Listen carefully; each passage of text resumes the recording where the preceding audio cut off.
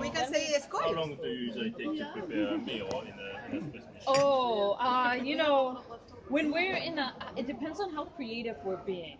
And so typically what would happen in high seas is that a half hour ahead of time, I would get out all of my I wouldn't probably mix it this way. I would have them in individual containers and I would hydrate them.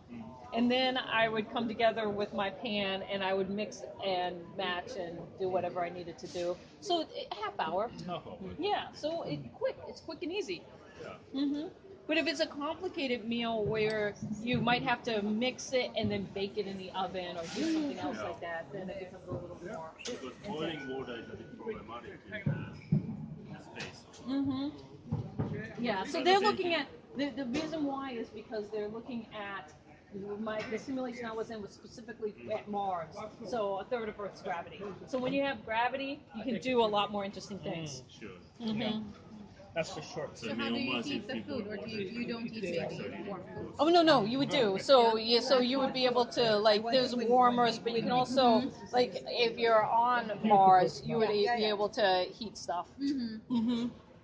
I propose Okay, I think we can you start learn saying to say this. Skol. Yeah, cool. To you guys. Oh, thank you. And to the future of frozen, I'd say. The future and trying to think more sustainable. I mean, my big thing. Take cheers. Of course, it's organic.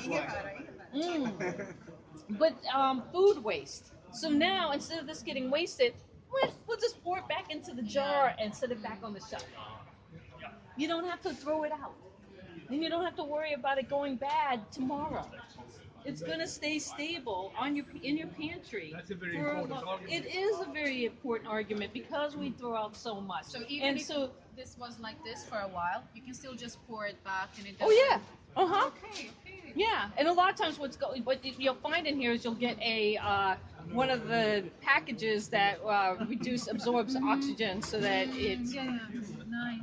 Can you say for 10 years, or could it be longer? Or It can be. It depends on what it is. And, for safe packaging, they typically say. Like, I have some meat at home. What was it, honey? It was 20, 35, like something where we're like, wow, this is going to be around for a while. expires by, I can give that to my kids. No, it's probably safe for 10 more years or something like that. So And that is precisely one of the reasons why we spoil so much food. Because we read, about to expire. Yeah. You don't even smell or look or try if it's still good. But that is also scam. But then, I must ask you then, Sian, while we're walking over Keep buying. about the meat part. The The meat thing. meat.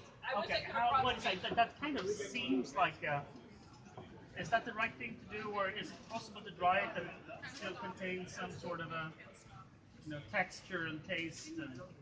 Yeah, a lot of it is the same texture and taste of meat that you would get in a normal stew or a saute. And so it really comes back to that. It does. So it does. And that's what's nice about it. You're ready to...